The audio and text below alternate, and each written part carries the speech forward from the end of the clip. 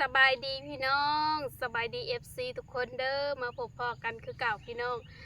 หลังจากตาก้าของเฮาบกเนาะอันนี้เพิ่นกะขาดไทยเรียบร้อยแล้วกะสิมาหวานก้าพี่น้องมาตกก้ากินี่กะว่าสิเฮากะลงมาแต่โดนแล้วแหละ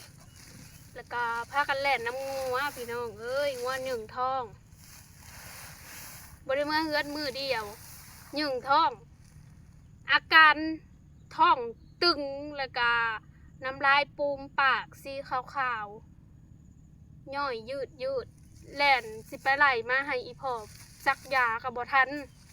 กึ่งดึงแล้วว่าสิถ่ายให้เบิ่งกะยันมันติดเหลืองก็เลยบ่ได้ถ่ายพี่น้องเอ้ย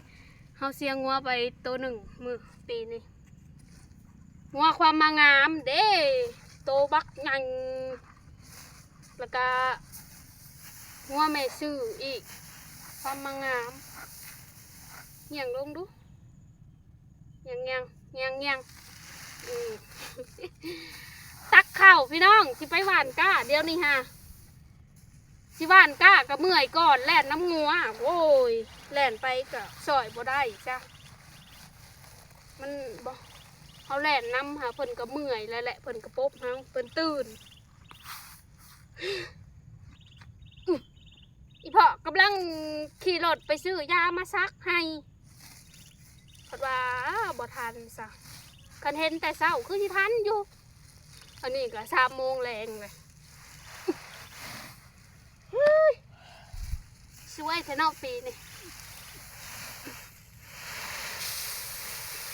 ใช่เอากระต่ายลูกขู่กระต่ายนักนะจ๊ะนักกระยาระหว่างใกล้ๆนี่บอชอบนี่ฮะไปหวานตะก้าชอบนี่ฮะชอบอยู่เทิงพูดอะไรสิหวานอยู่นี่เพื่อนหาให้หวานชอบเดียวปีนี่ฮะพี่น้องเอ้ยไอ้ก็ได้มาไทยมาขาดให้มือเศร้านี่เพิ่นก็หากับเงื่อนนี่แหละ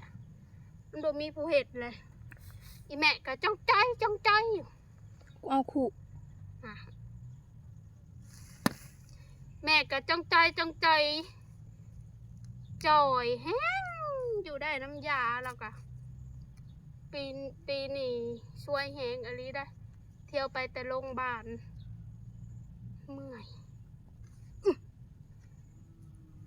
ไปหวาด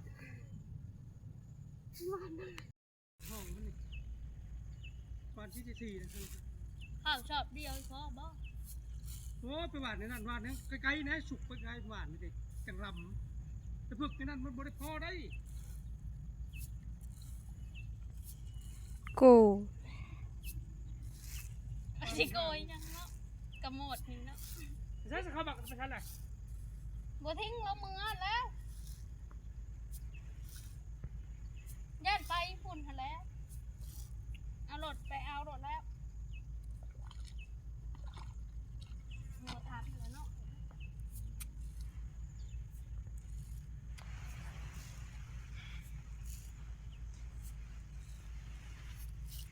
โอ้ยมึงหวานนั้นบ่พอเขาหวานจิ้งสูงห่างมันกระลำได้มันสิบ่ลำได้พึกตัว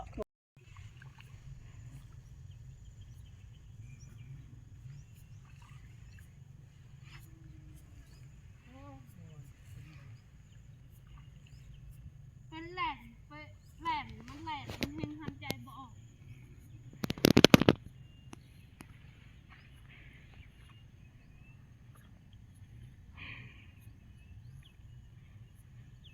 ห่างมากหัวจุกไปบ่ทันหมู่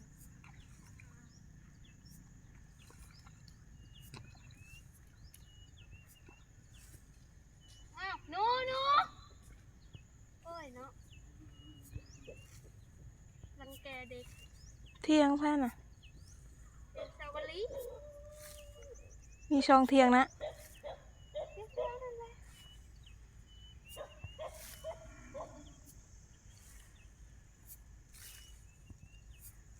จิบซ่าแบบนี้บซ่าเออเฮากันเนาะชอบข้าวกับปรุงไว้หึงไก่อันนี้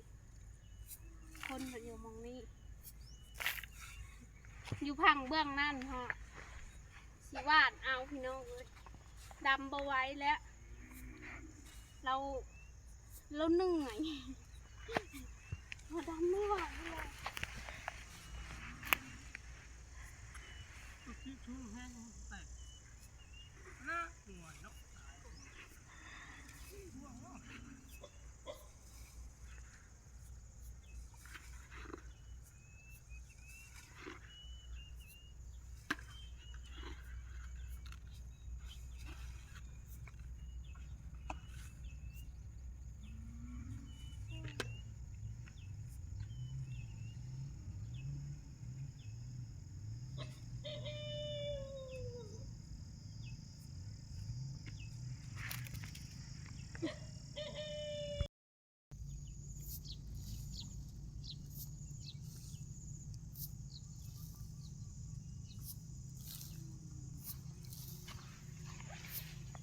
มีเด้ผู้ชอยกัน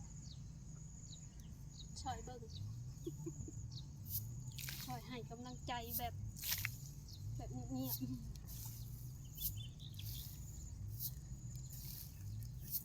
อีกกา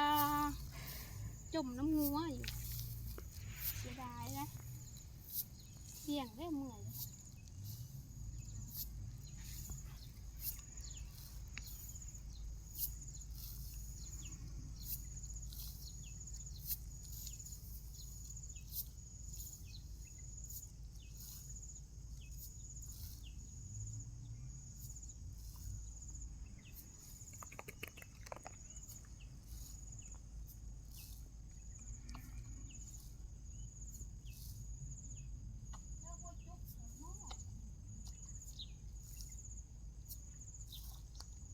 ใกล้ๆนี่กาสุพลปล่อยให้กู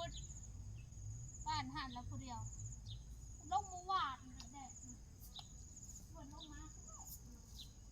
เก่งเนาะ วาดไปสินะ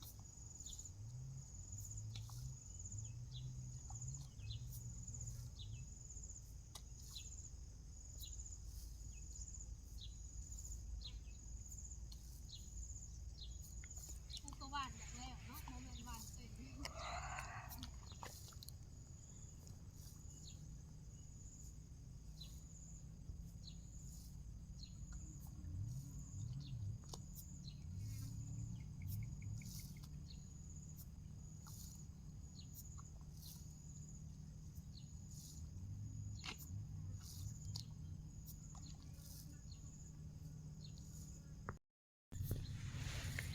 แจ้งว่า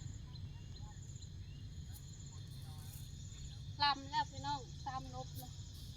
หวานมันมดนี่แหละกัสยาแหละขึ้นแหละเหมือนแหละ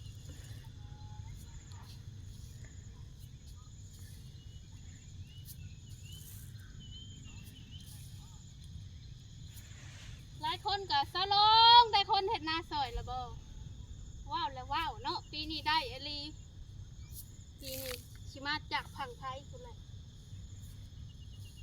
นั่นก็คือ น้องชายเราเอง น้องชายสิมาเห็ดหน้าซอยเพราะว่าพ่อกะเจ็บหลังเจ็บแอวแม่กะ